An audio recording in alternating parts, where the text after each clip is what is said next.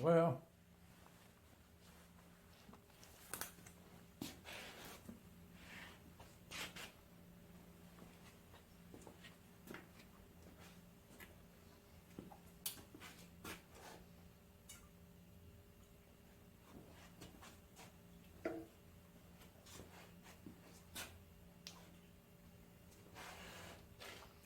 I had a mouthful of that there Hershey's chocolate. Still do. Man, that's good.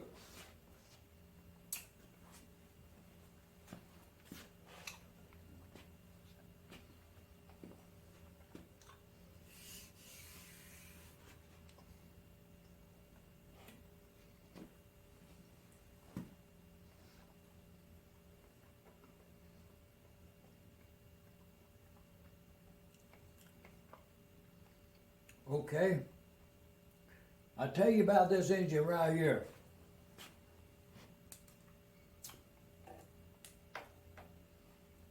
If you don't too, we'll call this series, how much does it cost to rebuild or repair or fix up one of these old M's? This right here, EK magneto with a spark plug. But how much will it cost? How much will I have to spend on this motor, this engine, to get it to where that I can turn the flywheel as intended, first day of its life, give them flywheels a spin, and the engine is off and running? How much does it cost from this point, no, from the point I acquired it, to get this engine restored in the condition I restore them? Tell you about the engine. I got it up there at old old Bill Munyon there, up yonder at, he had that John Deere G up on top of that silo right there. I look it up there on the playlist there. It's quite a story. He just put that thing up there. I don't know that part of it. The only thing I know is now the G is in the bottom of the silo. And it would be very interesting if somebody restored that thing. You know what I mean? To showroom condition. Be quite a story there. I'm not sure they sold it at the auction sale even. I was up there trying to buy something else. It was a confusion auction sale. To the point I only got home with one flat head, thanks to Elijah putting the bid in. Should have got both them flat heads. But anyways, I didn't, and I think the other buyer got a good engine there. I hope he did. And for a very cheap price. But with that said, this engine was the one that was on a cart, original 3 horsepower cart, but the woodwork was not original. It had a greaser in it. I took it out, got it over there soaking. I'll bring you up to date to where I am right now. I took the magneto off. It's right there. I'll show it to you. But this engine right here is worn out. Is more than any I have encountered. But that bushing, there ain't no bushing in it. It needs a bushing in it. It's worn out in there. The cam shaft is worn out in this engine. So it'll have to be fixed. It's not one of those things you pass by. So it'll either have to have a bushing, an oversized shaft. There's other ways to fix it, but I think maybe I have got a side cover on an engine out there that is damaged otherwise, so it won't be a loss to use that side cover on here if it has a good bushings, and bypassing the work of putting the bushing in this one until later if it was ever to be needed. So there's that possibility. But remove the flywheels, take it down to one piece again. Gas tank leaks, got a hole in it, so it'll require a new gas tank, new set of rings. And the first thought is to bypass taking the cylinder sleeve out and putting a new O-ring in it. But all ethics of work dictates that I would do that. So, let's get the puller out and get that sleeve out of there. But first we've got to get the crank out.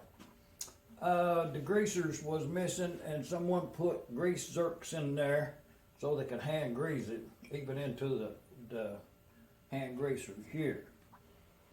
But gas tank and rings, gasket material to make the head gasket, such, and the oil pipe was broken off, so I've done extracted that. So we'll have to have a new oil pipe and oiler and grease cups, and we'll have to get the flywheels off. The EK Magneto, it's got that plate on the back of it that dictates it's a 3 horsepower there. I just took the outside cover off to get a look-see in it, but everything looks good. It's got good magnetism. I didn't even check for sparks yet. But that's cloth wound coils saturated in something or other. Looks good and clean, everything. Looks like a new condenser in there. Warren's good. Should be good to go with a little cleanup right there. And buff them covers up a little bit. But that's where we stand on that. The choke plate was missing, and this was made in lieu of it. Probably worked. But one of the things too about this engine right here now, I think at the sale, before the sale or whatever, a couple of ring people, somebody mentioned that these engines had been steam cleaned. They pressure washed them with a pressure washer after they brought them out of the barn. And so with that, I heard that, immediately that you got to take the engine apart because it's going to have water everywhere. It pushes it into burns and all. Parts out of the way. And to go along with this right here, we'll keep us a tally over. I paid $500 for this engine. So, anticipating that it would need a gas tank and rings and a head gasket, anticipating it needs what it needs, other than the side cover. That's a little unusual. And you miscellaneous springs and such. It does have a crack in this governor bracket over here. We'll have to get one off of that parts engine out there. But this engine had a lot of, I've not scraped it at all yet. I just took the head off and laid it down here. But where the piston is, it looks really good. We'll look in there. Looks really good. But right out here in the combustion part, the carbon soot is built up turbo bad, and on the valves and such. And that's as I pulled that off. I didn't do nothing to them. But once they're cleaned up, they'll look a lot better than they are, and we'll assess the situation then, anticipating 2 new valves. So, we'll make us a couple if we need them. And then we'll have to have some pipe and such for the traditional type exhaust type pipe that I used. But the governor fork is really thick and really good condition. Rocker arm and all is good and tight, and it's really good. So, and it's a three valve mixer. But even the head is a good indication it should be rebuilt, because it's the most important part of the engine, I kind of think. But the way this governor, the governor, and this little there it is. This little thing here will go on there and come up from your arm, go back at it, and that would be about like that, and it would push that up, and it'll bottom out. This one's kind of, it'd have to be cleaned, but that thing has to bottom out. Oh, okay, if that gets broke off, if them little things, which they commonly are because of what they made out of, and boy, that's got a stout spring on it right there. I may have to adjust, I'm going to adjust that. There's some holes in the back of this thing right here, and some of them have it, some don't. But you can move it around like 3 different weaknesses. But anyway, we'll set that right. But if this thing is broke off and your governor back there is set too much and this is too long, what happens is it pushes that little flapper past dead center. It begins to open it on the other side, and you can't idle your engine down. So that thing right there really is important about a slow running engine. That has to be to the point where it can actually cut all of your air off. That's what it is. It governs the engine. It's supposed to be capable of shutting the engine down. But yeah, we'll work with that. And the valves, you know, they work. So, and the springs appear to be good. So we'll, it's just hopefully carboned up. And we'll probably put a face on them if the stem's good once we get them cleaned up. And the spark plug thread's good, you know, that's important. I've done run the tap in the bottom right there while it was on the engine, makes it hold good. So that's a good thread. Done took the studs out, so those are good. We'll run tap in there. You know, all the normal stuff, we'll put a new name tag on it. It's about gone. And but the question is how much is it going to cost to and we, you know, you have to put primer on it at some point if you get the parts mismatched enough. You know, it has to be that clean. So, but this was the engine up there. It was $489 in your book right there, and we'll get it running. We'll clean everything up, take all that out right there. We'll do some snapshots and stuff on it, you know. And we got the necessary parts over there. We just have to get them over here and get them on it. And we'll have to get these flywheels off. And you know, come on back. You know, leave a comment there, or you know, do whatever it is you're supposed to do there. Advance the channel along a little bit, you know.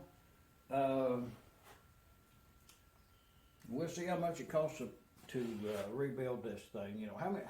Well, I guess I could do how many hours I got in it. But you know, in the cost analysis, keeping a ledger on this thing of what it costs, how much it costs. Got to have some copper lines and such right there, you know, for fuel lines. We've got to have a fuel pump. You know, that's $100. Well, you know, you can get one a little cheaper if you shop around. But it had a homemade fuel pump on it right there. It worked, I guess, but it was off of a late model automobile. So, you know, we got to have an oiler. You know. So, and I'm gonna put on a shop built cart. You know, I'm not gonna use that original cart. It's just too big for me. And so, and these flywheels have been drilled with opposite right there with 2 holes in there in the past for something. I don't know what they did that for, but you know, maybe some kind of pulley or something, which is not good. But they're not cracked and everything. But we'll probably replace this right here with one that's not drilled. You know, they're available. So, well, let's get started. You know, we'll have to see how much play is in there right there. You know, what's too much. So, leave a comment.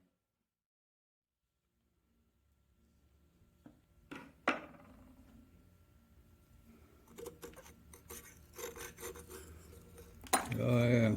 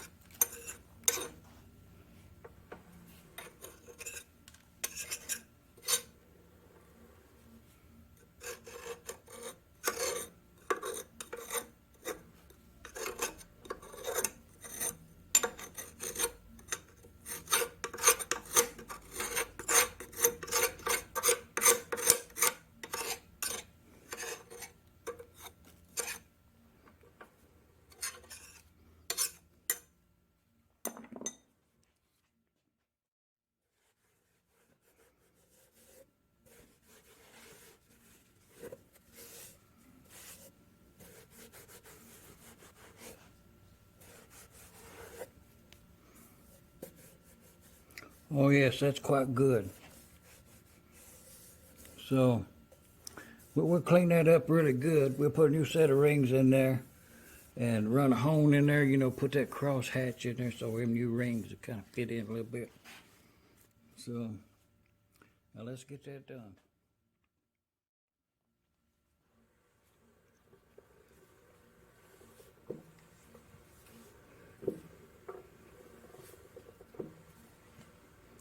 I hear a little rod noise in there.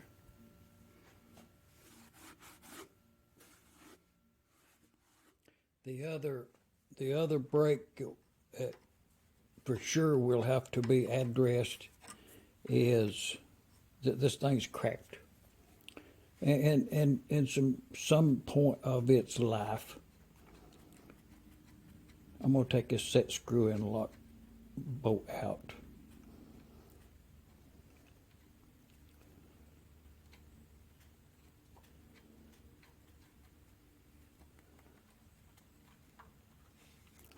Oh yeah.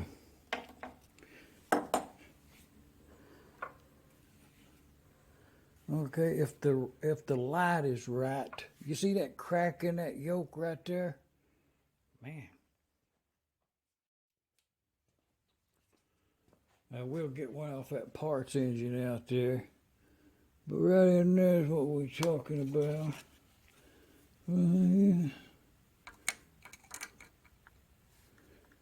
Yeah, both sides. You know, I can braze that. You know, good enough. But we're gonna put another one on this one right here. And what they did, the owner of the engine in some time past, that would have been loose. You never could have tightened that yoke up. So they put that wire around that arm right there and around that spoke, cinched it up, and also that upper to hold it fast to the flywheel, and that's all the boat did. So they proceeded on, evidently. But we have to get that flywheel off our first. Second to the pulley.